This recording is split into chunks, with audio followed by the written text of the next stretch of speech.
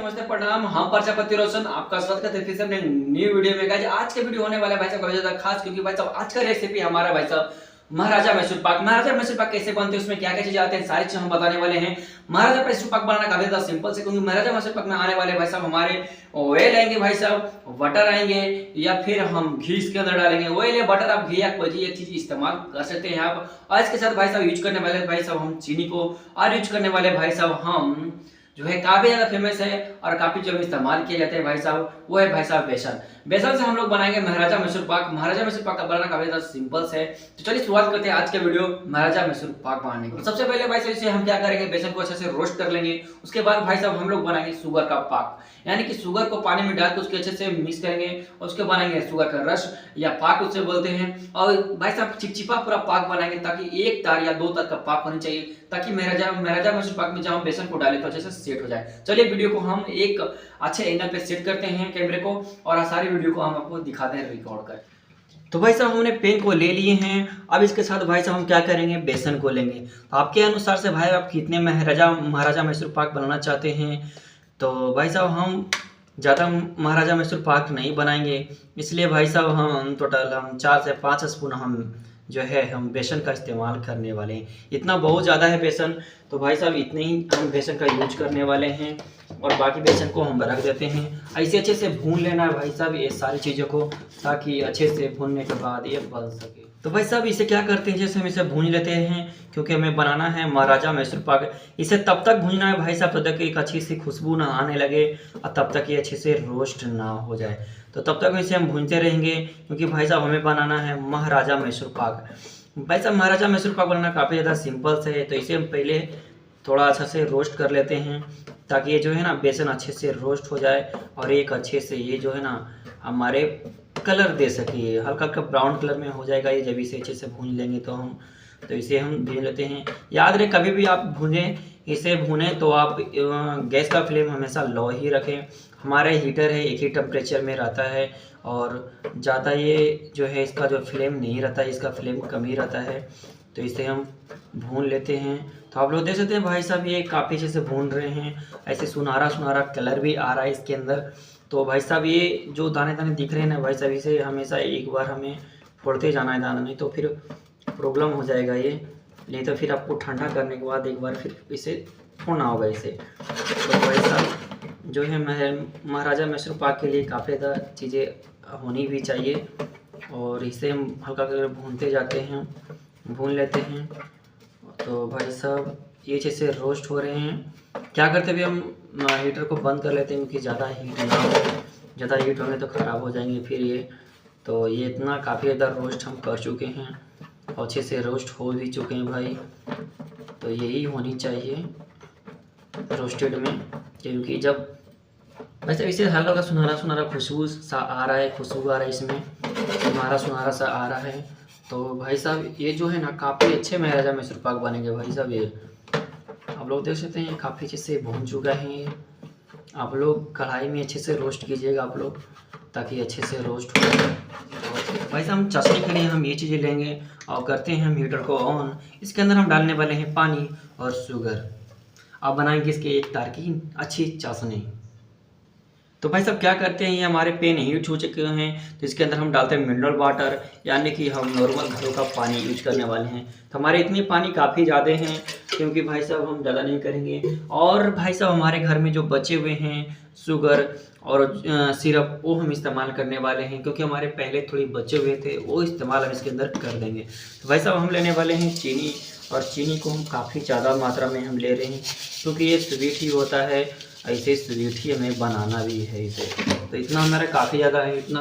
और इसे क्या करना है, चटनी को अच्छे से बनाना है। उसके बाद एक तार की चटनी बनाना है, और वो फ्राई किया हुआ बेसन इसके अंदर मिक्स करना है।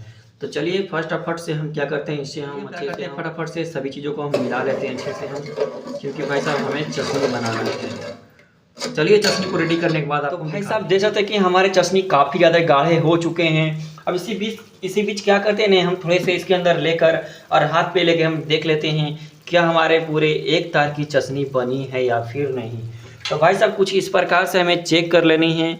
तो भाई साहब देख सकते हैं कि एक तार की पूरी चटनी बन चुकी है और काफ़ी लिक्विड में है ये। और काफ़ी गाढ़ी है, आप लोग देख सकते हैं काफ़ी गाढ़ी है। इसी बीच भाई साहब हम क्या करेंगे, हैं इसके इसी बीच हम भाई साहब बेसन का यूज करेंगे और लगातार कंटिन्यू से हमें चलाते रहना है तब तक ये सेट ना हो जाए। और थोड़े थोड़े ऑयल या बटर का इस्तेमाल भी करते रहेंगे, या फिर आप घी का इस्तेमाल आप कंटिन्यूस के अंदर करते रहेंगे। ऐसा नहीं कि आप ज़्यादा घी या फिर आप ज़्यादा बटर का इस्तेमाल कर रहे हैं, आप थोड़ा थोड़ा इसके अंदर यूज करते रहिए, जब तो कि ऑयल ऑटोमेटिक फिर अलग होना शुरू हो जाएगा। चलिए भाई साहब ज़्यादा टाइम नहीं लेते हुए हम इसके अंदर फटाफट से भाई साहब हम जो ऐड करने वाले हैं भाई साहब वो है हमारे बेसन। तो बेसन के इसी बीच हम बेसन को ऐड करेंगे। सबसे पहले हम भाई साहब हीटर को बंद कर लेते हैं, इसके बीच हम भाई साहब ऐड करते हैं। हमने इसके अंदर हम भाई साहब सारे बेसन को हमने डाल दिया है। अब कंटिन्यू भाई साहब हम इसे हम चलाता रहेंगे हम भाई साहब। और इसी बीच हम भाई साहब हम थोड़ा इंडक्शन को ऑन किए हैं ताकि भाई साहब ये अच्छी जो है ना हल्का सा पकड़ बनाए रहे। तो भाई साहब देख सकते हैं कि हमने इसके अंदर हम थोड़ी सा हम इंडक्शन को ऑन कर दिया है और भाई साहब अच्छे से ये बन रहा है भाई साहब, अच्छे से सेट हो रहा है देख सकते हैं। तब तक ऐसे हम चलाते रहना भाई साहब जब तक ये ऑटोमेटिक खुद से ये सेट ना हो जाए। तो वैसे ऐसे कंटिन्यू भाई साहब हमें चलाते रहना है भाई साहब, चारों पट से हमें देखना पड़ता है इंडक्शन में देख सकते हैं भाई साहब इसे कंटिन्यू। इसी बीच हम क्या करेंगे भाई साहब हल्के हल्के तेल या फिर भाई साहब हम ऑयल का इस्तेमाल करेंगे हम। तो भाई साहब हम क्या करते हैं इसे कंटिन्यू से हम चलाते रहते हैं और इसे हम कंटिन्यू इसे हम चलाते रहना है कंटिन्यू भाई साहब, ताकि इसके अंदर कोई तरह की प्रॉब्लम ना हो। ऐसे कंटिन्यू चला कर इसे हमें अच्छे से सेट करना पड़ता है ताकि ये अच्छे से सेट हो जाए। तो भाई साहब इसके अंदर देख सकते हैं ये काफ़ी अच्छे से सेट हो रहे हैं और काफ़ी अच्छे से ये बन भी रहे हैं भाई साहब। इसी को बोलते हैं भाई साहब महाराजा मैसूर पाक। तो भाई साहब महाराजा मैसूर पाक भाई साहब इसी को बोलते हैं और काफ़ी अच्छे लगते हैं खाने में भी। तो भाई साहब फटाफट इसे चलाना पड़ता है, फटाफट से सेट करना पड़ता है, क्योंकि भाई साहब इतनी जल्दी ये सेट होते हैं ना भाई साहब 20 से 30 मिनट के अंदर भाई साहब काफ़ी अच्छे से सेट हो जाते हैं और काफ़ी खाने में टेस्ट भी आता है इससे। तो भाई साहब फटाफट से इसे सेट कर लेते हैं। इसी बीच भाई साहब हम क्या करेंगे, अभी हम घी या बटर या फिर जो भी ऑयल हम अभी इस्तेमाल नहीं करेंगे, अभी थोड़ी कुछ देरी के बाद इस्तेमाल करेंगे। थोड़ी ये बेटर खुद से गाढ़ा होना और भी स्टार्ट हो जाएगा। तो इसे कंटिन्यू भाई साहब चलाते रहना है भाई। तो हमारे भाई साहब इंडक्शन है तो उतनी कुछ प्रॉब्लम नहीं होते हैं। बाकी आप लोग देखिए भाई साहब कितनी अच्छे बन रहे भाई, देखिए आप लोग भाई साहब।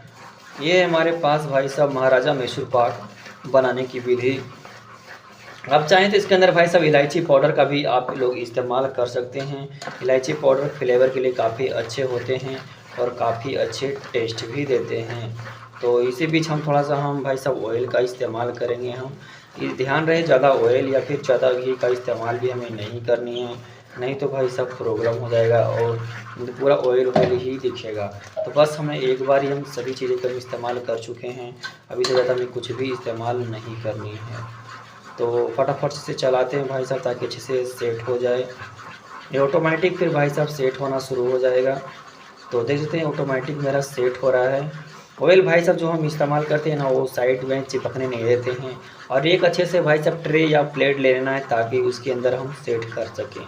तो भाई साहब हम कंटिन्यू से हम फेंट रहे हैं, कंटिन्यू से चला रहे हैं ताकि महाराजा मैसूर पाक जो है ना महाराजा मैसूर पाक अच्छे से भाई साहब लोग देख सकते हैं कि हम इस प्लेट के अंदर हम भाई साहब जो है हम बनाए हुए महाराजा मैसूर पाक को हम सेट कर चुके हैं। आप चाहें भाई साहब ट्रे के अंदर आप सेट कर सकते हैं। उसके बाद भाई साहब 5 मिनट के बाद इसे अच्छे से इसे कटिंग शेप दे देना भाई साहब, ताकि ये अपनी अपनी शेप में अच्छे से कट हो जाए।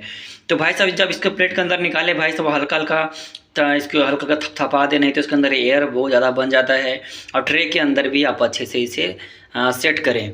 तो आप लोग देख सकते हैं महाराजा मैसूर पाक कुछ इस प्रकार से दिखता है और भाई साहब कटिंग करने के बाद ये कैसा दिखता है वो भी हम आपको दिखाते हैं। चलिए आगे हम भी दिखाते हैं और भी चीज़ें इसके साथ क्या करनी है। मानो भाई साहब हमारे महाराजा मैसूर पाक भाई साहब काफ़ी अच्छे बने हैं। हमारे महाराजा मैसूर पाक भाई साहब इतनी अच्छे बने सब हम बता नहीं सकते हैं। अब हाँ भाई साहब बात करते हैं अब बाजार की क्वालिटी और हमारे घर की क्वालिटी में काफ़ी ज़्यादा अंतर होते हैं भाई साहब। इसके अंदर पूरी तरह से डीप ऑयल चाहिए भाई साहब, पूरी तरह से जो है ना हमारे जो है ना ये शुगर और जो हमारे जो यूज किए थे हम बेसन, ये पूरी तरीके से अंदर भाई साहब ऑयल के अंदर डीप हो जाए भाई साहब। तो उतनी हमारे पास ऑयल नहीं थी कि हम डीप कर सकें, लेकिन भाई साहब फिर भी जैसा भी महाराजा मैसूर पाक बना है महाराजा मैसूर पाक काफ़ी अच्छे बने हैं। नेक्स्ट वीडियो लाएंगे महाराजा मैसूर पाक का कि पूरी ऑयल के अंदर डिप करके बनाएंगे और देखते हैं हम भाई साहब किया वो महाराजा मैसूर पाक भाई साहब हमारे जो है होटल के हिसाब बन पाता है या फिर नहीं। तो अभी फिलहाल मैं महाराजा मैसूर पाक कैसा बना है और देखने में कैसा है, चलिए आप भाई साहब ये रहा हमारे पास महाराजा मैसूर पाक। आप लोग देख सकते हैं इसे 5 मिनट होने के बाद इसे अच्छे से हम कटिंग कर लिए थे और एक अच्छे शेप दे दिए थे। आप लोग देख सकते हैं अच्छे महाराजा मैसूर पाक है और खाने में भाई साहब काफ़ी लाजवाब है ये और काफ़ी ज़्यादा स्वीट भी है ये भाई साहब। आप लोग देख सकते हैं महाराजा मैसूर पाक काफ़ी अच्छे बने हैं और काफ़ी इंटरेस्टिंग भी है महाराजा मैसूर पाक बनाने के लिए। तो भाई साहब वीडियो अच्छा लगा होगा तो वीडियो को लाइक एंड चैनल को सब्सक्राइब जरूर कीजिएगा। ऐसे इंटरेस्टिंग रेसिपी देखना चाहते हैं तो हमारे चैनल को सब्सक्राइब तो करना बनता ही है। तो बाय बाय गाइस, मिलते हैं किसी नेक्स्ट वीडियो के साथ, तब तक आते हैं नई रेसिपी को लेकर। बाय।